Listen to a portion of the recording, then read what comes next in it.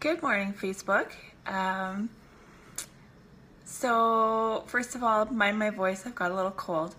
I kind of wanted to hop on today for two reasons. Number one, we're starting our top 5 Friday day. So every Friday we're going to be coming to you with like a list of top 5s of something. It might be a topic, it might be a product, it might be, whatever we feel like talking about actually. But I mostly popped on today because my first top 5 is inspired by some articles that I've been reading. So today was probably the 3rd or 4th time that I've read an article on this issue.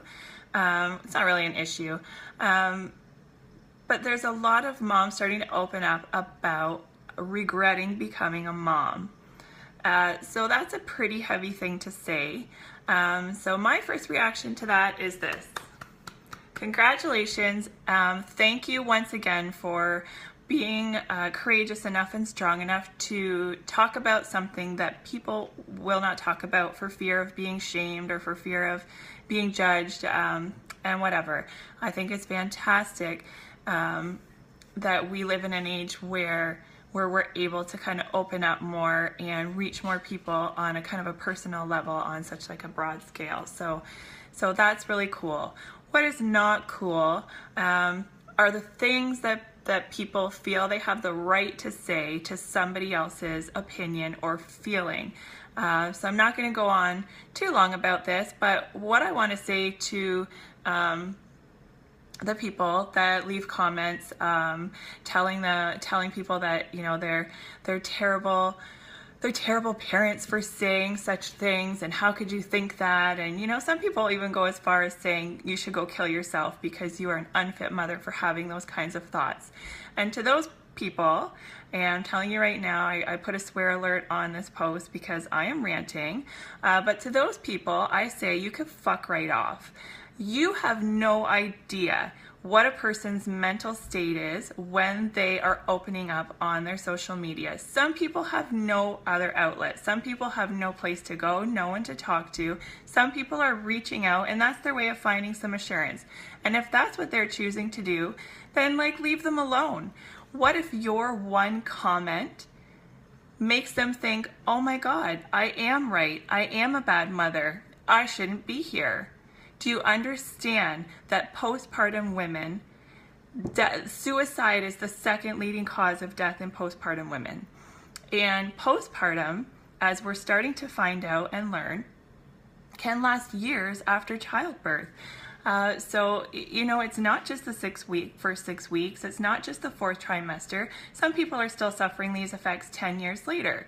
So if you're making a shitty little comment thinking like that you're all high and mighty, about how somebody personally feels, you don't know that that's going to send them over to the edge. I remember a particular moment of just like, I don't know how old my girls were. They were still infants, and I was so overwhelmed. And I remember going up into my washroom, getting into the corner and just crying and saying these things out loud, like, they deserve a better mother. I shouldn't be here.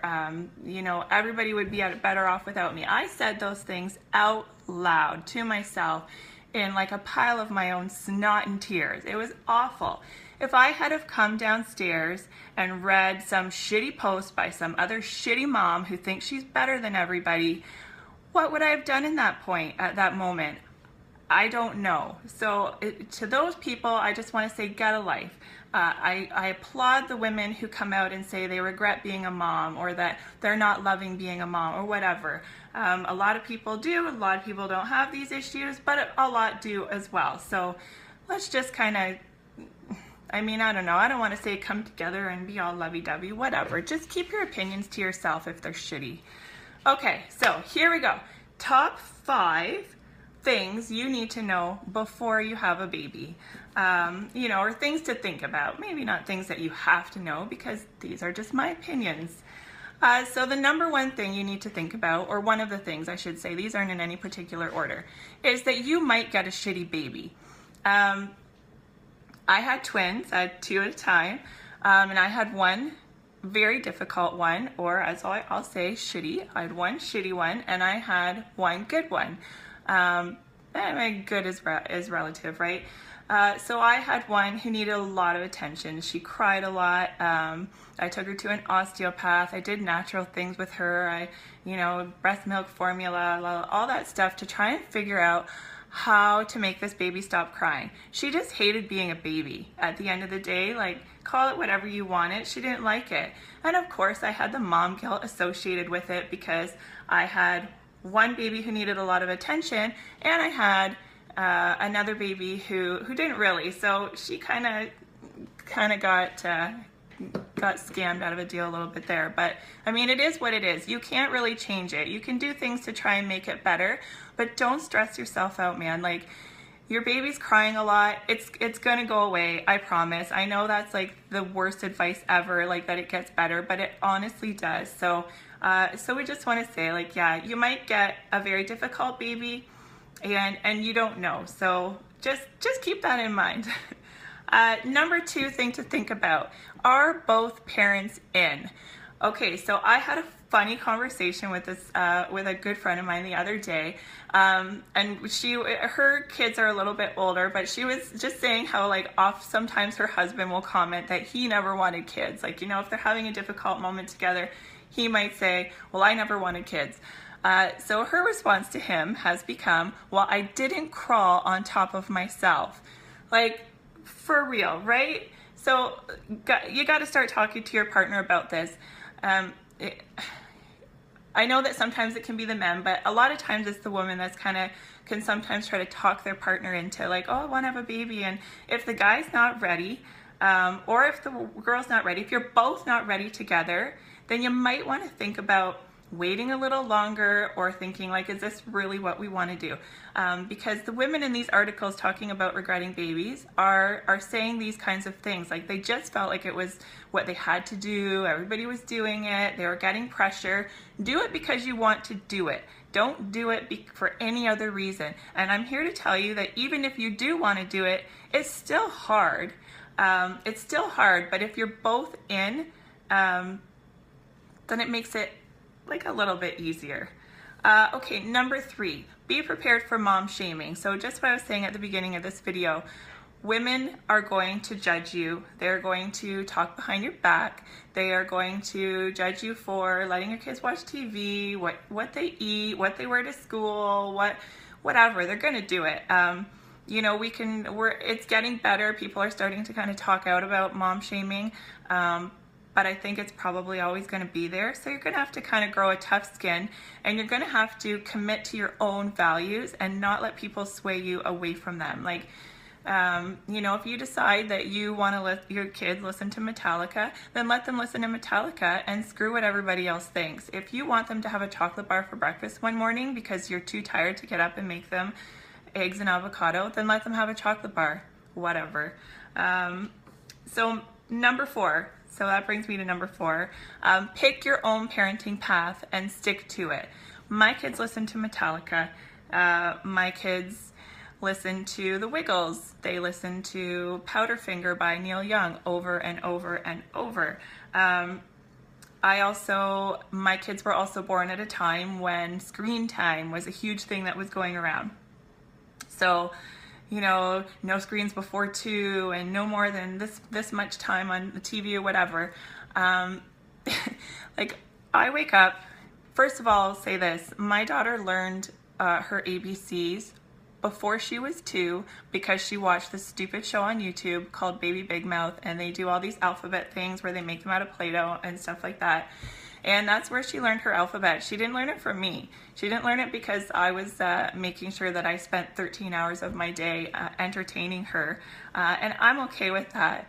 Now they're 3.5, and sometimes in the morning, probably more than sometimes, I give them each an iPhone, and they watch their little shows on YouTube, and I get a little extra sleep because you know what? Those little buggers owe me. For the first 8 months of their lives, they were up every 2 hours opposite of each other, which meant I was up every hour. So they owe me. If I want a little extra sleep, then here's a phone, off you go, enjoy yourself, thank you for the extra sleep. Okay, so pick your own path of parenting and stick to it, and don't worry about what other people say. What works for you works for you. Number 5, the last thing I'm going to talk about is hormones. Oh my God, we're going to have so many top 5s about hormones. I know it. One second. Hormones, they are not going anywhere for the first 6 to 8 weeks. There's not much you can do about hormones. It's your body's way of it's nature's way of helping you with your instincts and the breastfeeding and all that kind of stuff. There's not a lot you should be trying to do about your hormones in that time. My message to you would be to know your body, know all about your period, know all about your ovulation. What Vanessa and I have found is a big deal. We've figured out that our period of ovulation is actually more of a stressful time for us than our premenstrual our symptoms and whatever. I mean, it just happens for both of us. It's not like this for everybody. But like, I can't handle life when I'm ovulating. I cannot handle it. So I know that about myself. So I need to plan to either have like my kids entertained if they're with me. I need to have them entertained doing something, or I need them like completely away from me, not around, because I can't handle it. I remember one morning I was talking to Vanessa. I'm like, I'm on fire this morning. I'm so creative, because that's the other thing. I'm very creative when I am ovulating. So I'm like, I'm on fire. I'm getting so much done. Then my kids came back from their visit at their dad's, and all hell broke loose. And all of a sudden I was in tears. All of a sudden I felt lower than I've ever felt. And I mean, I say that every month. And it was awful. But so my point is that I know this about myself. I've tracked it. I've learned. I've read. I've talked to naturopaths. I've talked to my own doctor. I've talked to other women. It's so important to know your body, so that if you know something is off, you need to do something about it.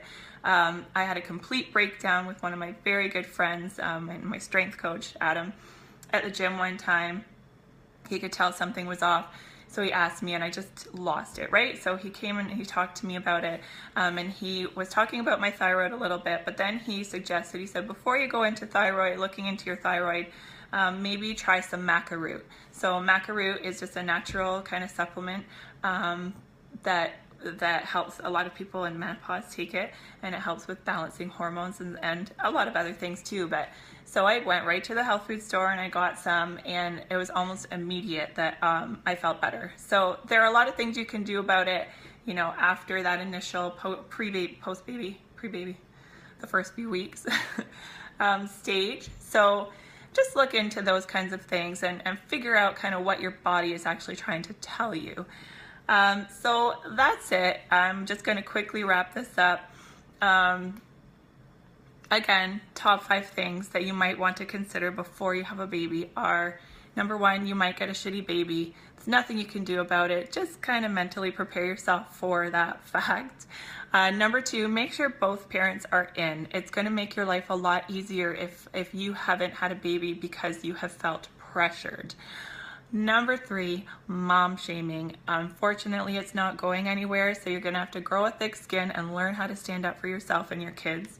Number 4, pick your own path of parenting, and that kind of goes right along with the mom shaming. Don't even worry about what people think about what you let your kids do and don't do. It's up to you. You're the parent. That's the really cool thing.